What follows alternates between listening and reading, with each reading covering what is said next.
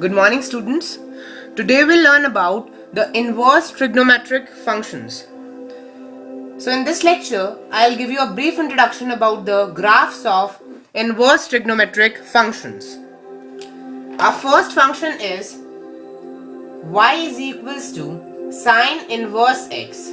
This equation can also be written as x is equals to sine y. Now for this function to be valid as an inverse, x must belong to closed interval minus 1 to 1. Now for x to be minus 1 to 1, y must vary from closed interval minus pi by 2 to pi by 2.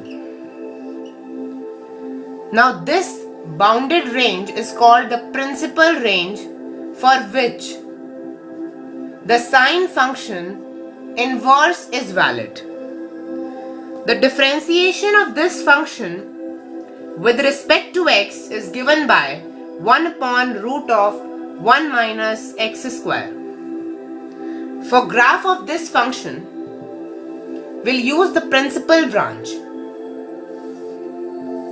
This being x-axis and y-axis. On x-axis we'll plot minus 1 and 1, and on y-axis we'll plot pi by 2 and minus pi by 2. So for tracing the graph of this particular function, it is a constantly increasing graph that values increase from minus pi by 2 to pi by 2 as we move in the graph. So graph could be something like this. That is a constantly increasing graph. So what were the conclusions drawn from this graph? That the given function is continuously increasing. Secondly, the function is aperiodic in nature. Now what do you mean by aperiodic? That it does not repeat during its whole journey. Now this function does not repeat its graph in this range. Thirdly, the given function is bounded in nature. As its x and y's value, they are bounded within a principal range. Therefore given function is bounded in nature. And lastly, the given function is odd function. Now why it is an odd function?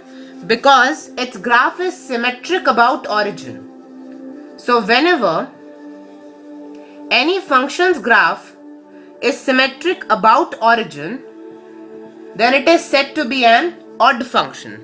And being an odd function, it has a property that f of negative x is equals to negative times f of x. Therefore, sine inverse of negative times x is negative times sine inverse x. So these are the four terminologies that we can draw from the graph of sine inverse x. Moving on, the next function is y is equals to cos inverse x, or can be written as x is equals to cos y. So for this, x must belong to closed interval minus 1 to 1 and y must belong to 0 to pi. Again, this is called the principal range, for which the cosine inverse is valid. Again, differentiation of this function with respect to x is negative times root over 1 minus x square. For tracing the graph of this given function, on x-axis will denote 2 points,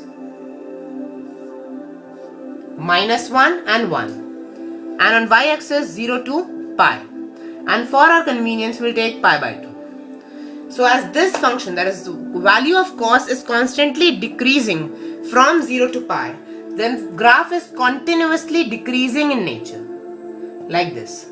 It is continuously decreasing graph. So first conclusion that can be drawn, that is constantly decreasing graph. The second conclusion that can be drawn, that given function is aperiodic in nature, as we have discussed earlier.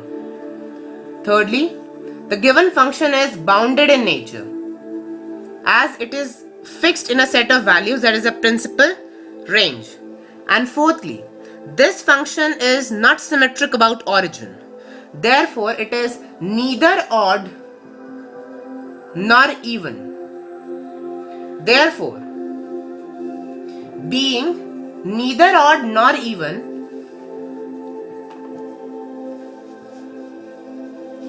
the cos inverse of negative times x is pi by 2 minus cos inverse x. Moving on, we have third function, that is y is equals to tan inverse of x. Can also be written as x is equals to tan y. Now here x belongs to open interval minus infinity to infinity and y belong to open interval minus pi by 2 to pi by 2. Now the differentiation of this function with respect to x is equals to 1 upon 1 plus x square. So for tracing the graph of this function, we need to plot on x-axis minus infinity and infinity, and on y-axis pi by 2 and minus pi by 2. Now the value of tan is constantly increasing from minus pi by 2 to pi by 2. Therefore, the graph would be constantly increasing, but it approaches minus infinity if it has minus pi by 2, and if the value is pi by 2, then it approaches infinity. Then graph is parallel to minus pi by 2 axis if it approaches minus infinity, and it is parallel to pi by 2 axis if it approaches infinity. From the graph, it's quite clear that it is constantly increasing in nature. Secondly, the given function is aperiodic in nature. Thirdly, function is bounded in nature. And as it is symmetric about origin, that is, a given graph is symmetric about origin, it can be treated as an odd function. Therefore, it follows the property of an odd function, that is, f of negative x is equals to negative times fx. Therefore, tan inverse of negative times x is negative times tan inverse x. We'll continue with the rest of the graph in the next clipping.